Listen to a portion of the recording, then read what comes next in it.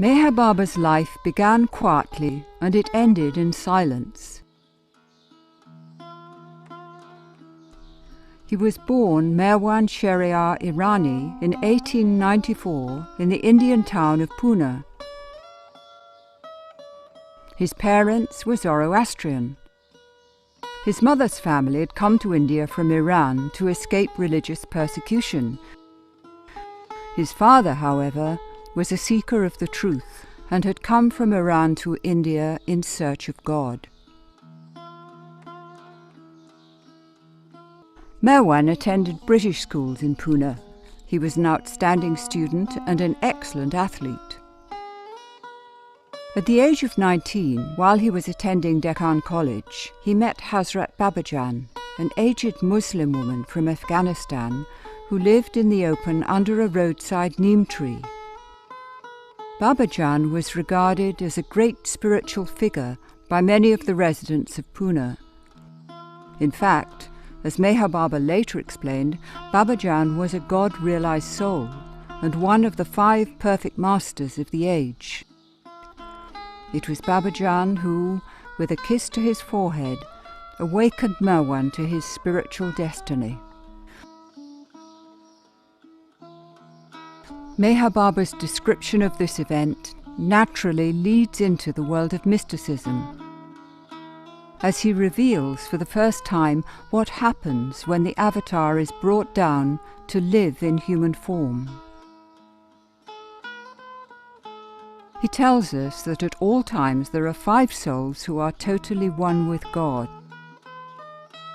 In the mystical traditions of the East, these 5 are known as perfect masters. They are man become God. Normally, they bear the responsibility for running the affairs of the universe. However, once every 700 or every 1400 years, they bring God down into human form. This descent of God is necessary because, while the perfect masters maintain control of the world, it's only the avatar who can change the world's destiny and bring about a new spiritual awakening. To effect this descent, the 5 perfect masters draw a veil of normal consciousness over the avatar and carefully arrange the circumstances of his birth. For a while, he appears as an ordinary person. And then, when the time is ripe, one of the perfect masters lifts this veil, and the avatar experiences his true existence as God.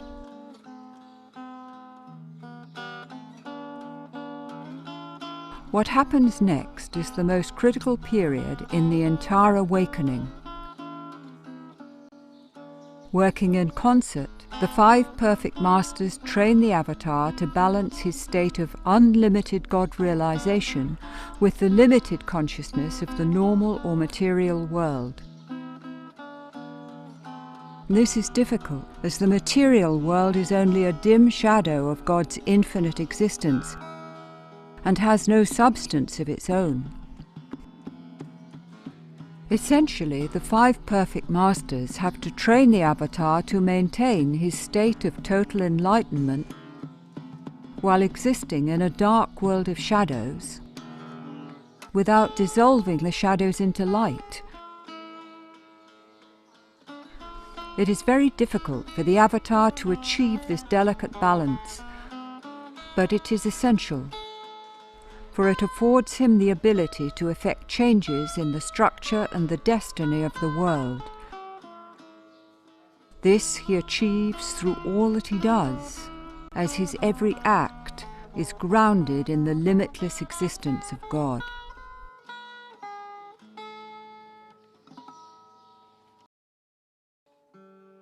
It was also during this training period, in the hands of the 5 perfect masters, that Merwan began gathering together a small group of disciples from Pune and Bombay. And once his training was complete, Merwan led them out to an abandoned military camp in a treeless and barren area near the town of Ahmednagar. Here, next to the severely impoverished village of Aranguern, he set about establishing the pillar of service to humanity that was to become one of his lifelong avataric tasks. Meher Baba, as he was now called, the name meaning compassionate father, established a free dispensary, hospital, and a school, and for the first time brought life's basic necessities to the destitute villagers. While engaged in this work, he laboured to break down India's age-old religious and caste prejudices, stressing that God is equally in everyone.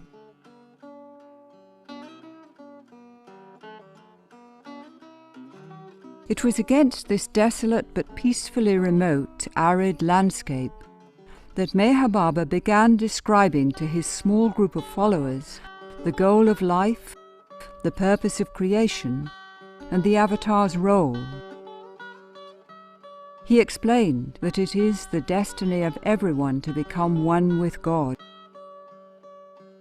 and said that this process of man's perfection takes many lifetimes, first through innumerable subhuman forms, and then through many human forms. He expressed that the separation that leads the soul on its journey to union with God does not in reality exist. God alone is real. God is indivisible, infinite, and eternal. And God is uncreated, without a beginning nor an end. He said that the apparent division of God's infinity into an infinite number of forms is necessary so that God can express the limitless love and compassion that is his true nature. Without this apparent separation, there is no possibility of love between the lover and the beloved. He said that the charm of love generated by this separation is so great that God cannot resist taking human form once every 700 or every 1400 years. And he said that each time he comes, he gives a great push to all souls in creation on their journey back to oneness with him, explaining that when God manifests on earth in the form of man and reveals his divinity to mankind, he is recognized as the Avatar, the Messiah, the Prophet. Thus God becomes man. And Meher Baba also says that the past forms of the Avatar have been Zoroaster, Rama, Krishna, Buddha, Jesus, and Mohammed. In past ages, the Avatar's appearance has been associated with one area or people of the world. In this age, however, Meher Baba says the awakening resulting from his incarnation will be universal, and all will come to feel and know of it. In order to bring this about, Meher Baba travelled extensively, and in 1931, after having firmly established life at Mehrabad, he went for the first time to the West. This is Sri Sadhguru Meher Baba, who has not spoken one word for 7 years. I will ask him a few questions to which he will reply by means of his alphabet board. What is your mission?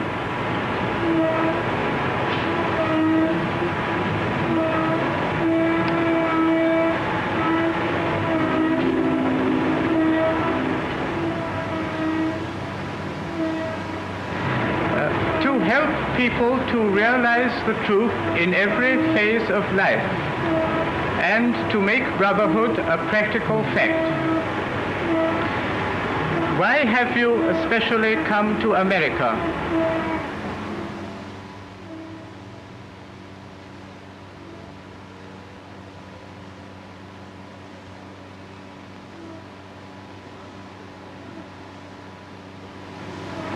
because there is greater energy in America than elsewhere, but most of this energy is misdirected.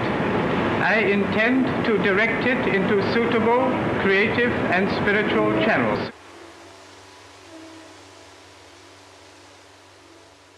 Prem Meher Baba has come from India with a message to the West. He does not convey this message by speaking, but by his mere presence. When he wishes to communicate with people, he uses this board and points to the letters on it. My object in coming to the West is not with the intention of establishing new creeds or spiritual societies and organizations. I see the structure of all the great religions of the world tottering. The West is more inclined towards the material side of things. I intend to bring together all religions and cults like beads on one string and revitalize them for individual and collective needs. Although while in the West he did give a few interviews to the press, in general he avoided publicity and crowds, contacting a few people instead who would become his lifelong disciples. Back in India, life with Meher Baba was never static. Those around him were constantly undergoing change and being pushed to their limits. In addition to the need to keep up with his grueling pace, his followers were also faced with trying to fathom Meher Baba's assertion that he is God in human form. Meher Baba's sister, Mani, explains. Yes, I'm Baba's only sister. And ever since I remembering anything, I knew Baba was God, and he was my brother. In this Advent, it's very heartening, very heartwarming to know that all the relatives, all the colony of relatives, have recognized Baba as the Ancient One. But my father was the one who really knew from the first. For my mother, it was difficult to accept for a time because she loved him very much as her son, and she found it very hard to give him up to the world. Meher Baba was equally at home with the poor, the well-to-do, villagers, Easterners, Westerners, people from every background, culture, religion, and walk of life. But it was not the crowds he was interested in so much as the few individuals, and these few gathered and lived around him like members of one family in the intimate setting that he enjoyed. With their assistance, he embarked on decades of effort to contact and spiritually assist the God-intoxicated souls that are largely found only in India. Souls who have become so intoxicated with love for God that they are rendered oblivious to worldly surroundings, lost as they are in the inner realms of their spiritual journey. Travelling by train, car, bullock cart or on foot, Meher Baba contacted more than 20,000 of these souls in all parts of the subcontinent. He bathed them, fed them, clothed them, and bowed down to them, giving them the necessary spiritual push to set them on their way. In 1949, while still involved in this work with the God-intoxicated souls, Meher Baba embarked on a new phase which he called the New Life. This new life comprised all of the elements of life with Meher Baba, with the major alteration that he would travel with his followers throughout India, begging for food on foot. An additional condition was that all hardships had to be faced with 100% cheerfulness. Meher Baba and his companions covered vast areas of India, walking and begging. This period of the new life lasted just over 2 years.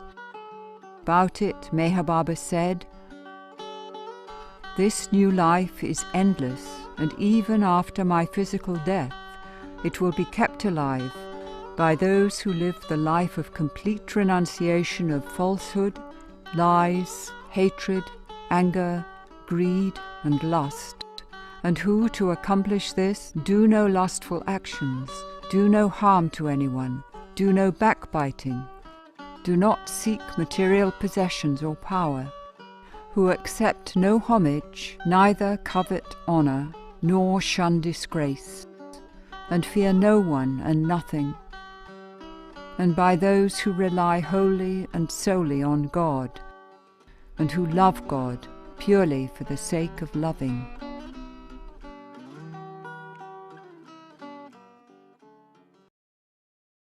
Although many of his explanations are grounded in the ancient traditions of the East, there's not much of what one might expect in terms of traditional religion or spiritual practices around Meher Baba. There is no meditation, initiations, membership, special diets, rituals, or dress. There is no course of study or body of literature that has to be read and mastered. There is no damnation, nor need to be saved, as everyone, by their very existence, is already saved. There are no religious hierarchies, priestly intercession, organizations, or communities of worship. Meher Baba makes it clear that no one has an exclusive right or inside track to the truth, as we are all equally one with it. He says he hasn't come to establish anything new, but to knock off the rust of dogma that religious ceremonies and rituals have encrusted around the kernel of the truth. He always stressed that the only thing God values is love. God does not listen to the language of the tongue, Meher Baba says. God does not listen to the language of the mind. God only listens to the language of the heart, which is love.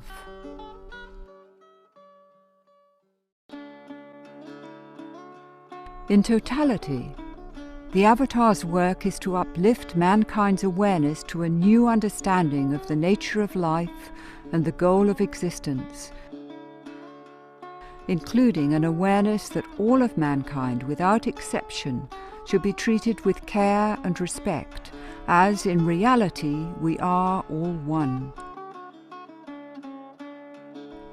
About this age and the Avatar's role in it, Meher Baba has said, "Avataric periods are like the spring tide of creation. They bring a new release of power, a new awakening of consciousness, not merely for a few, but for all. This new influx of the creative impulse takes, through the medium of a divine personality, an incarnation of God in a special sense, the Avatar. The Avatar appears in different forms, under different names, at different times, in different parts of the world. As his appearance always coincides with the spiritual rebirth of man, so the period immediately preceding his manifestation is always one in which humanity suffers from the pangs of the approaching birth. Man seems more than ever enslaved by desire, more than ever driven by greed, held by fear, swept by anger. The strong dominate the weak, the rich oppress the poor. Large masses of people are exploited for the benefit of the few who are in power. The individual who finds no peace or rest seeks to forget himself in excitement. Immorality increases, crime flourishes, corruption spreads throughout the social order. Class and national hatreds are aroused and fostered. Wars break out. Humanity grows desperate. There seems to be no possibility of stemming the tide of destruction. At this moment, the Avatar appears.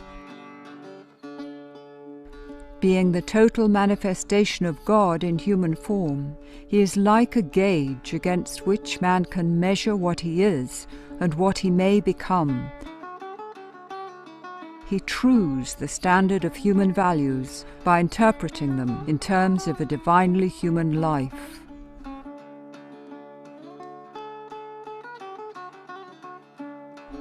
Of all of Meher Baba's acts of service and sacrifice, none was so great as his 44 years of unbroken silence. Begun on the 10th of July 1925, Meher Baba initially said that his silence would be for a short period of time. At first he communicated by means of an alphabet board, and then through a unique system of hand gestures. What is most remarkable about his silence is that it often required great patience and effort for Meher Baba to make himself understood. Nevertheless, throughout all of the trying and difficult situations he had to face to carry on a wide range of work in many different cultures, he remained totally silent. About his silence, Meher Baba has said, "I have come not to teach but to awaken. Understand therefore that I lay down no precepts. Throughout eternity I have laid down principles and precepts, but mankind has ignored them. Man's inability to live God's words makes the Avatar's teaching a mockery. Instead of practicing the compassion he taught, man has waged crusades in his name. Instead of living the humility, purity, and truth of his words, man has given way to hatred, greed, and violence. Because man has been deaf to the principles and precepts laid down by God in the past, in this present avataric form, I observe silence. You have asked for and been given enough words. It is now time to live them. To get nearer and nearer to God, you have to get further and further away from I, my, me, and mine. You have not to renounce anything but your own self. It is as simple as that, though found to be almost impossible. It is possible for you to renounce your limited self by my grace. I have come to release that grace. I repeat, I lay down no precepts. When I release the tide of truth which I have come to give, men's daily lives will be the living precept. The words I have not spoken will come to life in them.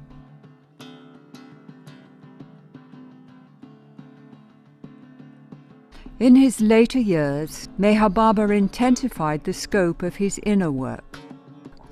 His body was badly damaged, not only by the rigorous activity of his life, but also by 2 automobile accidents. He would do little to relieve the pain he went through, explaining that each time the Avatar comes, he lessens the burden of humanity's suffering by physically bearing it himself. This is his final sacrifice, and one his close followers could only helplessly watch him endure. Shortly before giving up his physical form, on January the 31st, 1969, Meher Baba said his work was completed 100% to his satisfaction. He stressed, however, that its effects would manifest gradually, as the process of radically transforming human nature by cleansing man's heart of selfishness and establishing a self-giving love in its place would be a very gradual one.